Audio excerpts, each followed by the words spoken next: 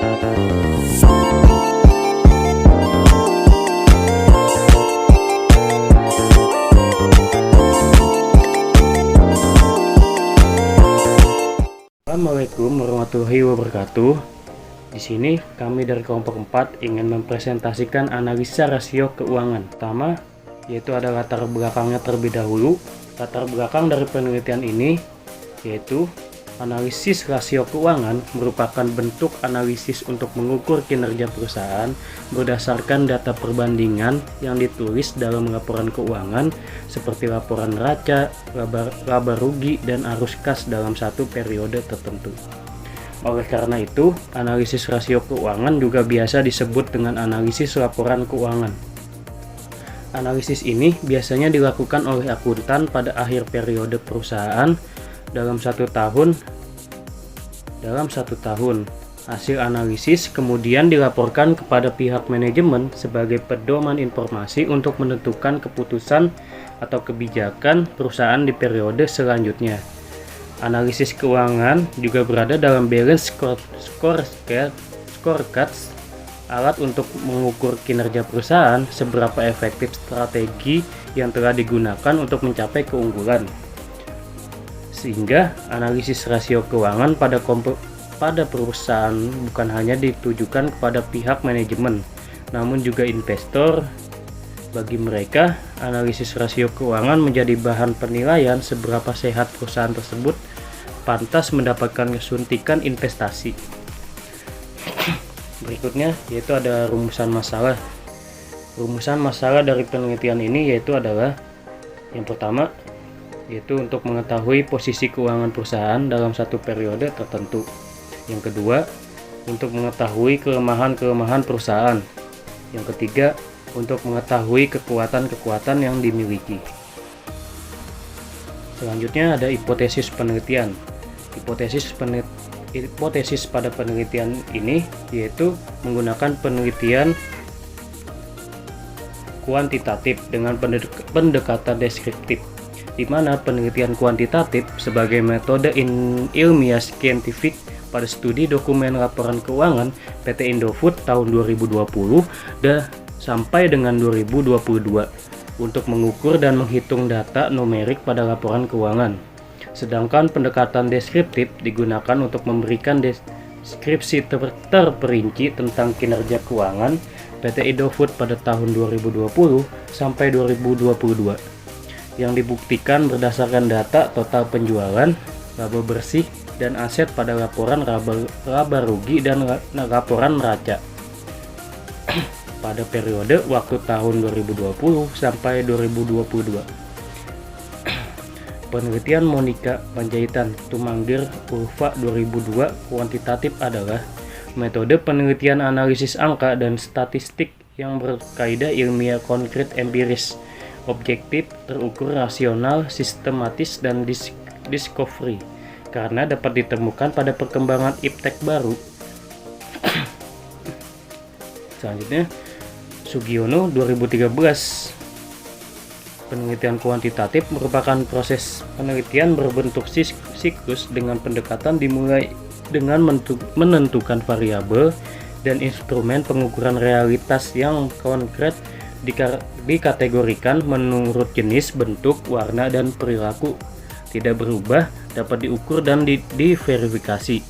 Siklus penelitian ini diawali dengan memilih proyek penelitian, yaitu laporan keuangan PT Indofood tahun 2020 sampai 2023. Dilanjutkan dengan mengumpulkan laporan keuangan PT Indofood dari tahun 2020 sampai 2022 berupa laporan neraca, laporan laba rugi, laporan arus kas, catatan, dan laporan keuangan, dan informasi tambahan lainnya yang diterbitkan oleh perusahaan.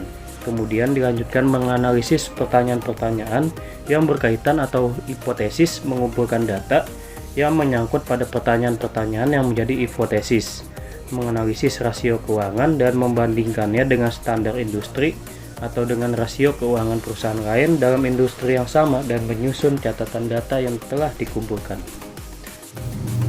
Bab 2 yang akan kita bahas di sini adalah kajian pustaka, di mana kajian pustaka ini meliputi penelitian terdahulu dan kajian teori. Di sini saya akan membahas terlebih dahulu penelitian terdahulu. Laporan keuangan Munawir 2014 halaman 2, laporan keuangan menurut dasarnya merupakan hasil dari proses akuntansi yang dapat digunakan sebagai alat untuk berkomunikasi antara data keuangan atau aktivitas suatu perusahaan dengan pihak-pihak yang berkepentingan dengan data atau aktivitas perusahaan tersebut. Yang kedua adalah kajian teori, di mana rasio keuangan Brifley, Myers, dan Allen 2017. Rasio keuangan adalah alat untuk menganalisis laporan keuangan suatu perusahaan dan membandingkannya dengan perusahaan secara serupa untuk memperoleh wawasan tentang keselamatan keuangan perusahaan. Selanjutnya kita akan membahas penelitian terdahulu.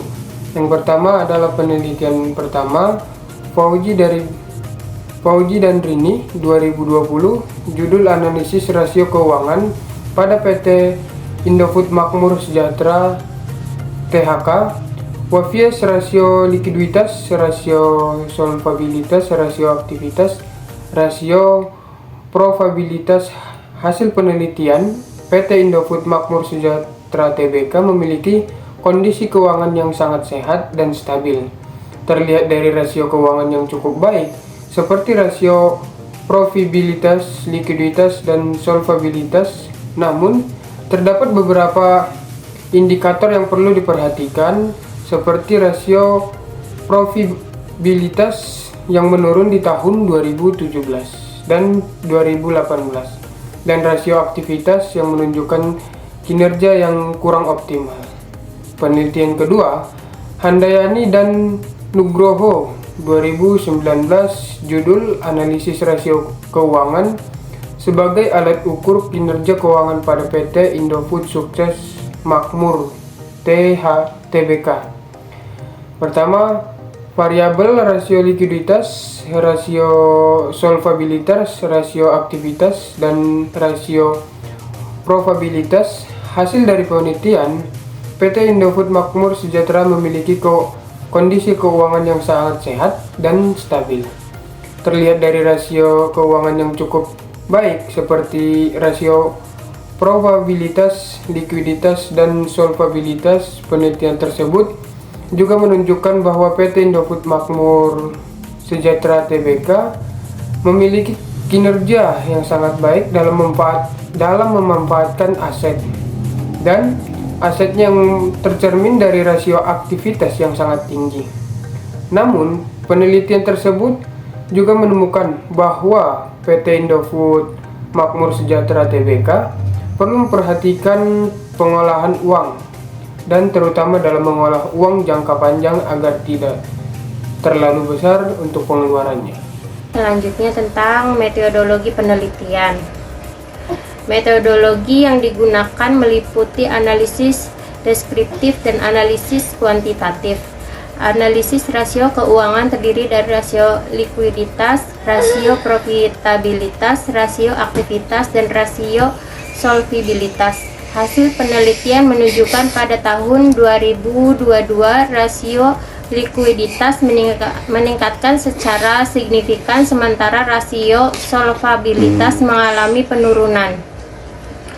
Untuk rasio aktivitas dan rasio probabilitas mengalami penurunan setiap tahunnya. Rata-rata hasil rasio keuangan pada tahun 2020 lebih baik daripada 2 tahun berikutnya. Untuk penelitian ini memberikan wawasan baru tentang pentingnya menggunakan rasio keuangan dalam mengevaluasi kinerja keuangan perusahaan dan dapat meningkatkan pemahaman tentang pentingnya rasio keuangan dalam pengambilan keputusan bisnis. Untuk populasi dan sampel. Populasi, siklus penelitian diawali dengan memilih proyek penelitian, yaitu laporan keuangan PT Indofood tahun 2020 dan sampai 2023. Untuk sampelnya, mengumpulkan laporan keuangan PT Indofood dari tahun 2020 sampai 2022 berupa laporan neraca, laporan laba rugi, laporan arus kas, catat atas laporan keuangan, dan informasi tambahan lainnya yang diterbitkan oleh perusahaan. Kemudian dilanjutkan dengan menganalisis pertanyaan-pertanyaan yang berkaitan atau hipotesis, pengumpulan data yang menyangkut pada pertanyaan-pertanyaan yang menjadi hipotesis, menganalisis rasio keuangan dan membandingkannya dengan standar industri atau dengan rasio keuangan perusahaan lain dalam industri yang sama, dan menyusun catatan data yang telah dikumpulkan.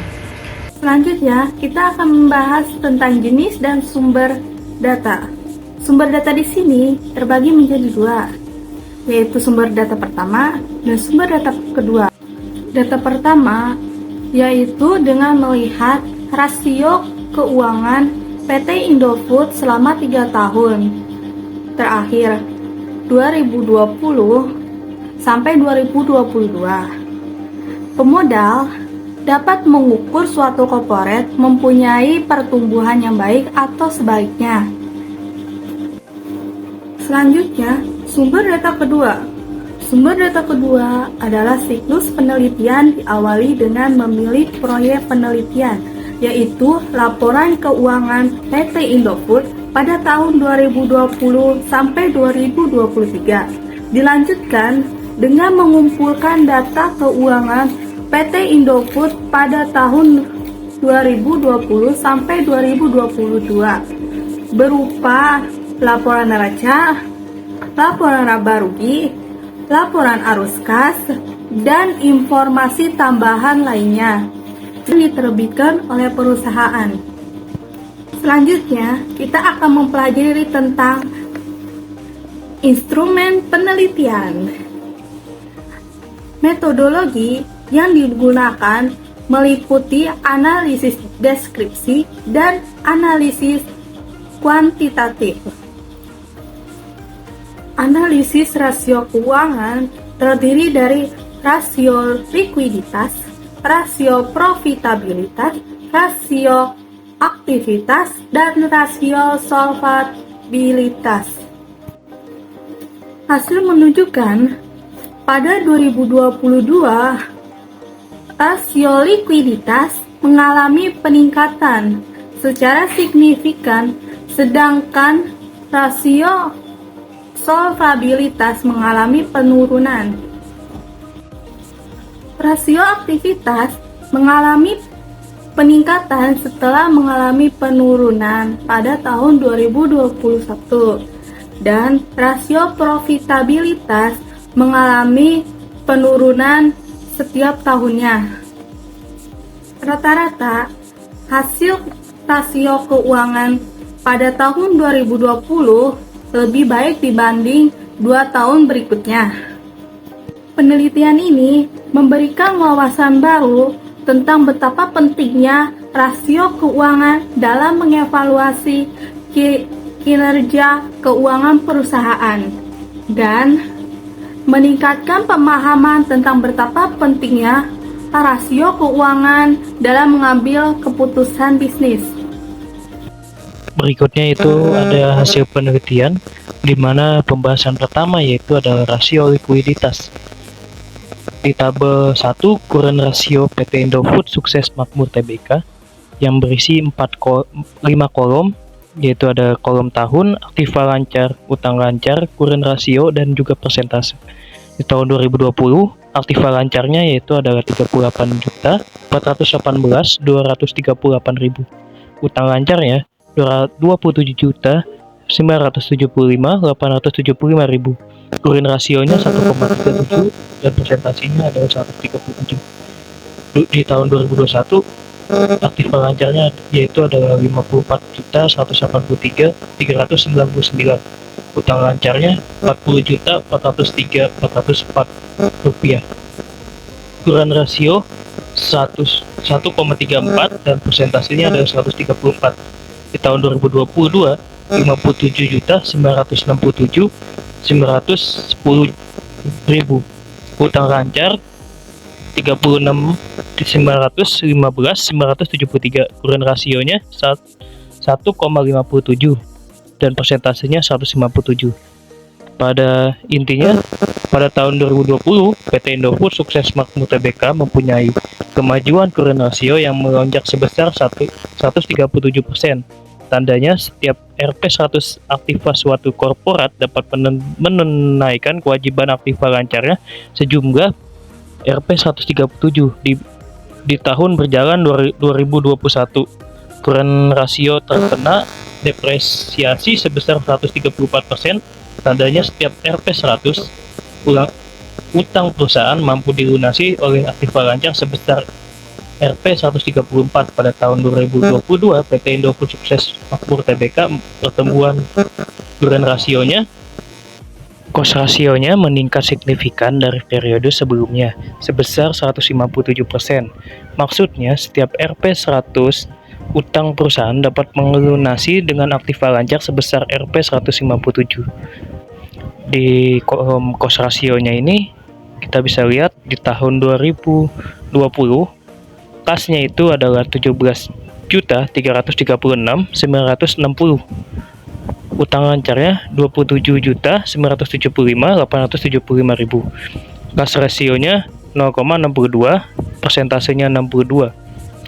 Di tahun 2021 kasnya itu 29.476.126. Utang lancarnya 40.403.404.000. Kas rasionya 0,73, persentasenya 73. Selanjutnya di tahun 2022 kasnya itu 26.492.369.000. Utang lancarnya 36.915.973. Kas rasionya 0,72, persentasenya 72%. Berdasarkan hasil perhitungan kas rasio di atas, kas rasio PT Indofood Makmur Tbk pada tahun 2020, 2021, dan 2022 termaksud ke dalam golongan kas rasio minimal perusahaan, yaitu 0,5 sampai 1 dari hasil kumulatif cash ratio dari tahun 2020 sampai 2022, yaitu 0,63 di atas 0,5. Dari hasil ini dapat diterima oleh kreditur atau investor. Situasi ini terjadi karena rasio ini hanya mempertimbangkan kas dan setara kas sebagai bagian dari total aset. Namun karena nilai kas rasionya kurang dari 1, berarti perusahaan mempunyai lebih banyak kewajiban lancar dibandingkan dengan kas dan ekuivalen kas yang dimiliki. Dengan kata lain, perusahaan tidak memiliki cukup kas dalam pembayaran utang jangka pendeknya. Hasil penelitian yang kedua yaitu adalah rasio solvabilitas. Dalam tabel 3 debt to equity ratio PT Indofood Sukses Makmur Tbk di tahun 2020, total utangnya 83.998.472.000. Total asetnya itu 163.136.516.000. DAR-nya itu 0,51 dan persentasenya 51%. Di tahun 2021, total utangnya itu 92.724.82.000. Total asetnya 179.356.183.000. DAR-nya itu 0,52 dan persentasenya 52%. Di tahun 2022, total utangnya 92.848.288. Total asetnya 183.743.995. DAR-nya itu 0,50 dan persentasenya 50%. Jadi, pada tahun 2020, PT Indofood Sukses Makmur Tbk mengalami peningkatan rasio hutang sebesar 106%, yang berarti sebesar Rp106 diperoleh dari utang untuk setiap Rp100 aset yang dimiliki oleh perusahaan perseroan. Dan pada tahun 2021, perkiraan rasio gearing ratio akan meningkat secara signifikan menjadi 107%, yang berarti aset yang dibayar oleh saham perseroan sebanyak Rp100, sedangkan aset yang didanai melalui utang mencapai Rp107. Namun pada tahun 2022, rasio utang perusahaan Indofood Sukses Makmur akan turun sebesar 102%, yang berarti aset yang didanai oleh ekuitas menjadi Rp100, sedangkan aset yang dibayarkan dengan hutang besarnya Rp102.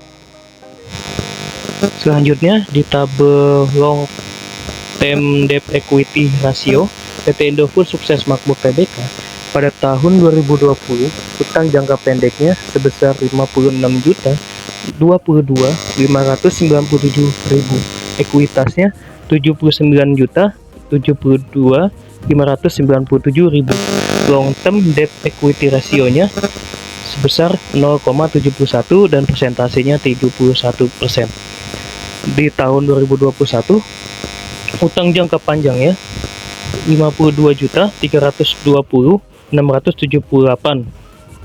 dan ekuitasnya 86.320.678. Long term debt equity rasionya sebesar 0,61 dan persentasenya 61%. Di tahun 2022 utang jangka panjangnya sebesar 55.898.315.000. Ekuitasnya sebesar 90.929.707.000 dan long term debt equity rasionya sebesar 0,61 dan persentasenya 61%. Hasil kalkulasi long term debt to equity ratio PT Indofood Makmur Tbk di atas pada tahun 2020, 2021, dan 2022. Pada tahun 2020-nya, PT Indofood memiliki pertumbuhan rasio kewajiban jangka panjang terhadap ekuitas sebesar 0,71%. Maksudnya, utang jangka panjang yang dibiayai ekuitas sebesar 71, di mana angka tersebut telah menunjukkan baik dikarenakan masih di bawah 1%. Sedangkan pada tahun 2021, long term debt to equity rasionya mengalami peningkatan yang baik daripada periode 2020, yaitu sebesar 61%. Artinya, kemampuan ekuitas perusahaan semakin membaik dalam membiayai utang jangka panjangnya, yaitu sebesar 61. Dan berikutnya, pada tahun 2022, rasio utang jangka panjang terhadap ekuitas sama dengan periode sebelumnya, yaitu 61%. di mana angka tersebut menunjukkan kebaikan keuangan perusahaan yang sama pada periode sebelumnya. Hasil penelitian selanjutnya yaitu adalah rasio aktivitas dalam tabel 5 aset turnover PT Indofood Sukses Makmur Tbk pada tahun 2020. Penjualannya mencapai 81.731.460.000. Total aktifanya yaitu sebesar 163.136.516.000. Total aset turnover sebesar 0,50 dengan persentase 50%. Di tahun 2021 total penjualannya yaitu sebesar 72.808.320.000. Total aktifanya sebesar 179.356.193.000. Total aset turnovernya sebesar 0,40 dan persentasenya 40%. Di tahun 2022 penjualannya sebesar 80.821.622. Total aktifanya 183.995.000. Total asetnya sebesar 0,43 atau persentasenya 43%.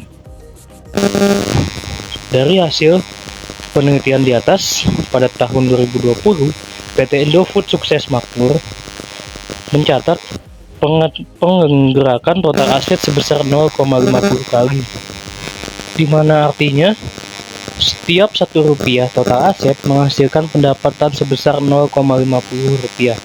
Dan pada tahun 2021 total aset akan merubah sebesar 0,55 kali, yang berarti setiap Rp1 dari total saldo akan menghasilkan pendapatan 0,55.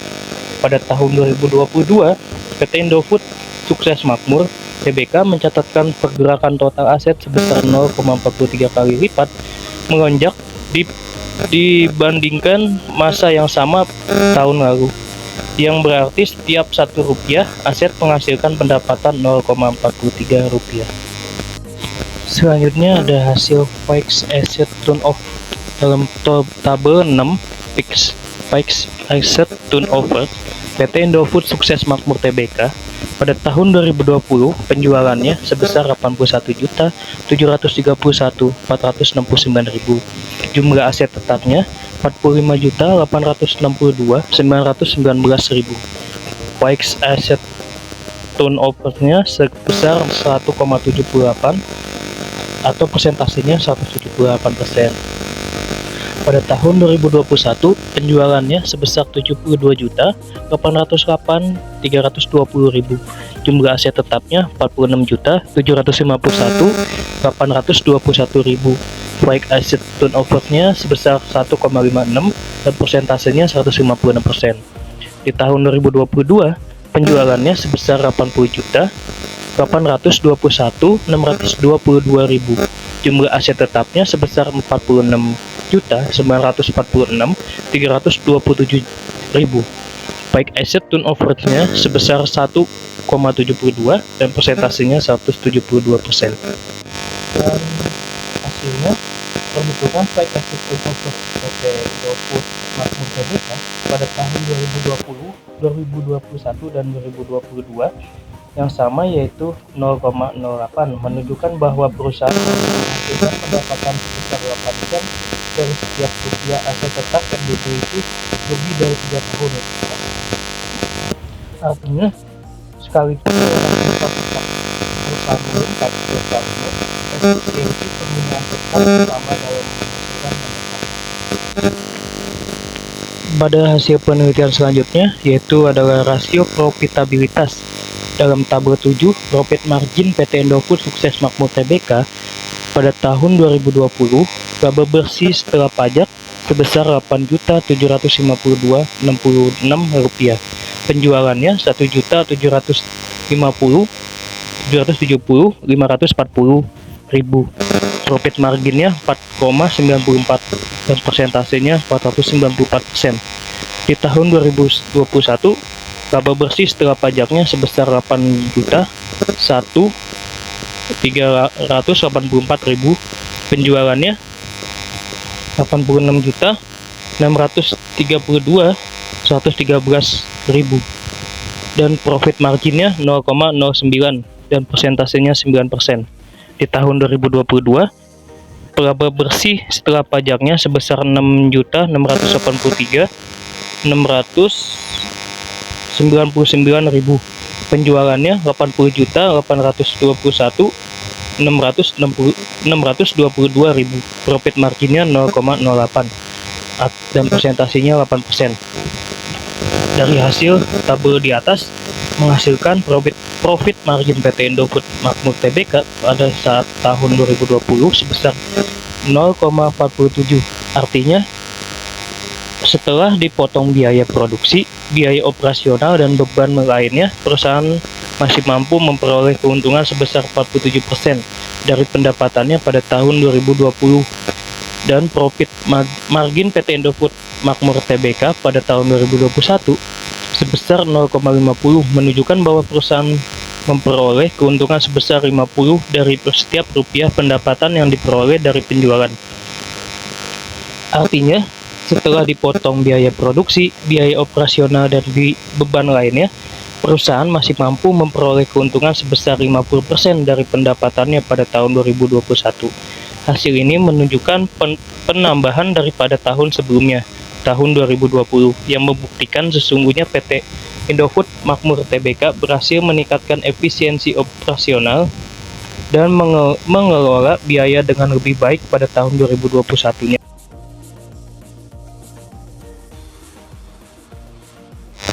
Hasil penelitian berikutnya yaitu adalah rasio return on equity atau yang lebih singkatnya yaitu adalah ROE. Dalam tabel 8, Return on Equity PT Indofood Sukses Makmur Tbk. Dalam tabel berisi tahun, laba bersih setelah pajak, ekuitas, dan juga return on equity dan persentasenya. Pada tahun 2020, laba bersih setelah pajaknya sebesar 8.752.066.000, ekuitasnya 79.138.044.000, return on equity-nya sebesar 0,11 dan persentasinya 11. Di tahun 2021, laba bersih setelah pajaknya sebesar 8.384.000, ekuitasnya sebesar 86.632.111.000, return on equity-nya 0,09 dan persentasinya 9%. Di tahun 2022, laba bersih setelah pajaknya sebesar 6.983.696.000, ekuitasnya sebesar 90.929.707.000, return on equity-nya sebesar 0,07 dan persentasinya 7%. Dari sumber data yang diolah peneliti 2023, berdasarkan tahun 2020, PT Indofood Sukses Makmur Tbk memiliki pertumbuhan return on equity-nya sejumlah 11%. Berarti masing-masing RT100 kepemilikan saham bakal memanifestasikan 11 laba bersih. Dalam tahun 2021, return on equity-nya meningkat signifikan dari periode sebelumnya, sebanyak 13%. Berarti masing-masing RT100 bagi kepemilikan saham akan memanifestasikan 13 profit bersih. Pada tahun 2022, PT Indofood Sukses Makmur Tbk mengalami depresiasi return on equity sebesar 77%, artinya setiap RT100 ekuitasnya akan menghasilkan 7 keuntungan bersih. Setelah melakukan penelitian, menghasilkan kesimpulan yang berarti berdasarkan analisis rasio keuangan perusahaan PT Indofood Sukses Makmur Tbk pada tahun 2020 sampai 2022 dapat ditarik beberapa kesimpulan penting sebagai berikut. Yang pertama, analisis rasio keuangan adalah alat yang sangat penting untuk menilai kinerja keuangan suatu perusahaan. Dengan membandingkan beberapa rasio seperti rasio likuiditas, profitabilitas, aktivitas, dan solvabilitas. Hal ini memberikan gambaran mengenai kemampuan perusahaan untuk menghasilkan keuntungan membayar hutang dan memenuhi kewajiban keuangan lainnya. Yang kedua, tahun 2022, pada rasio likuiditas mengalami peningkatan yang signifikan, lebih besar dari tahun 2020 dan 2021, dengan persentase selisih perbandingan antara ketiga di tahun 2020 sampai 2021 mengalami penurunan sebesar 3%, dan di tahun 2021 sampai 2022 mengalami kenaikan sebesar 23% dari tahun 2021 dan 15% naik dari tahun 2020 dengan hasil perhitungan 157%. Rasio solvabilitas justru mengalami penurunan di tahun 2022, bahkan di tahun 2020 yaitu 50%. Di rasio aktivitas pada tahun 2022 mengalami peningkatan sebanyak 10,26%. Setelah mengalami penurunan di tahun 2021 dan mengalami penaikan di tahun 2022 sebesar 172%, dan pada rasio profitabilitasnya mengalami penurunan sebesar 2% setiap tahunnya, sehingga dapat dikatakan laba yang dihasilkan menurun. Oleh karena itu, perusahaan perlu melakukan analisis yang lebih mendalam terhadap faktor-faktor yang mempengaruhi perubahan rasio keuangan dan mengambil tindakan yang diperlukan untuk memastikan kinerja keuangan yang berkelanjutan.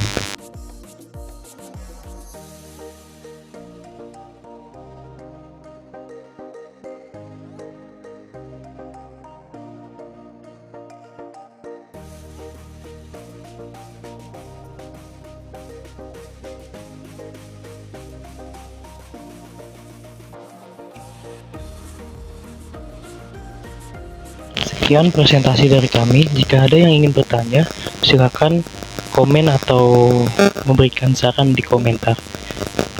Terima kasih.